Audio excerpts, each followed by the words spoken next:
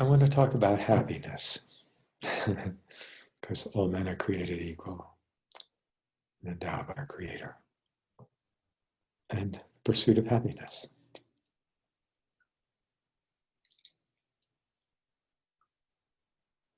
What a just an incredible 3 words.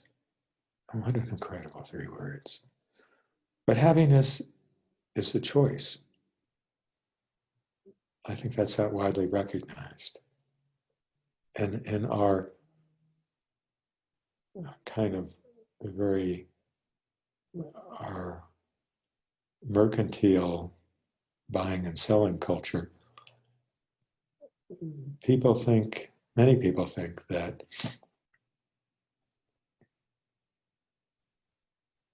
happiness will be that next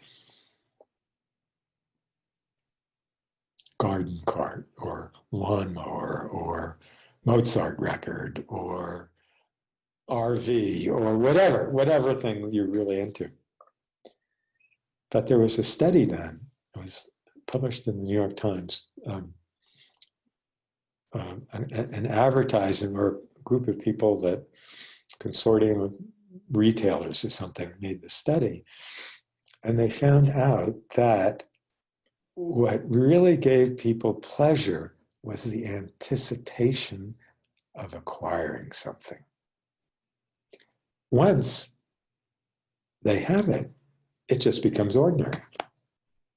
It's just, oh, it's part of the furniture of their life. But then there's something else there that's like, oh, the attachment to that tractor, something that'll furrow the field. There's always something. So there's never really an end point. It's always kind of like a moving target. And that's almost like these Buddhist texts, I've read over the years, like, oh, it's happiness, this satisfaction of material desires is endless. You never get there. So you're not going to really get there in that method. And also, I think with wealth, it's so interesting. Like I remember some years ago when I lived in New York and go to the Upper East Side, which is, then the wealthiest zip code in the United States. And people are beautifully dressed, the most, the whole thing. But you look at the faces.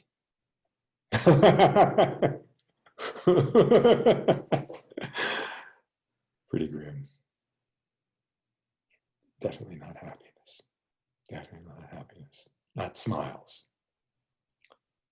Go over to the West Side, which at that time had a lot of Puerto Rican families. And people are sitting out on the steps of their brownstone buildings, and there's kids in the street, and they're drinking beer and playing music, and laughing and joking. You go like, wait a minute. What's going on here? I think this is where kind of love comes in.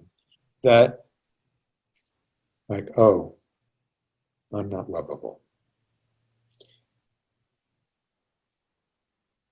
And what do I do?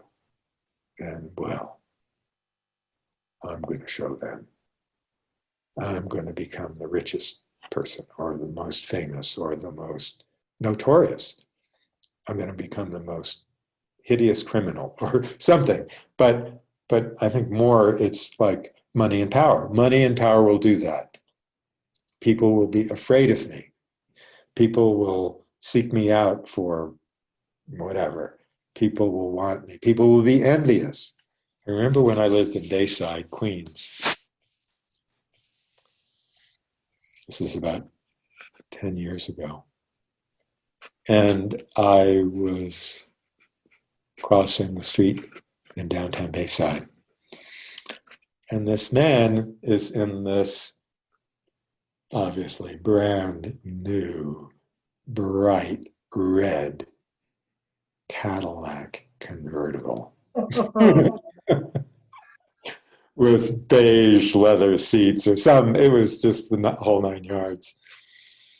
And I looked at him, and my first impulse was like full of disgust.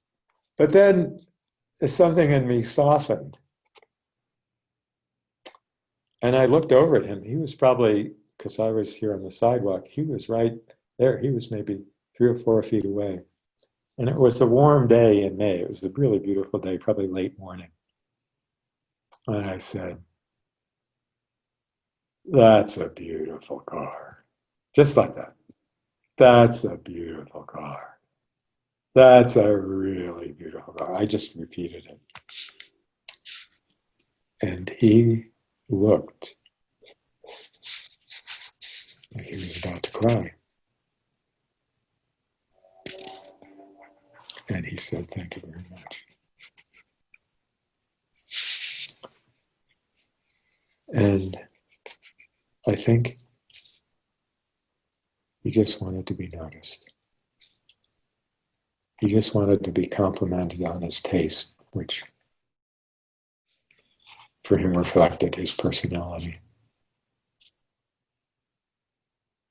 It was just, that'll always be in memory, like how he, "Thank you very much."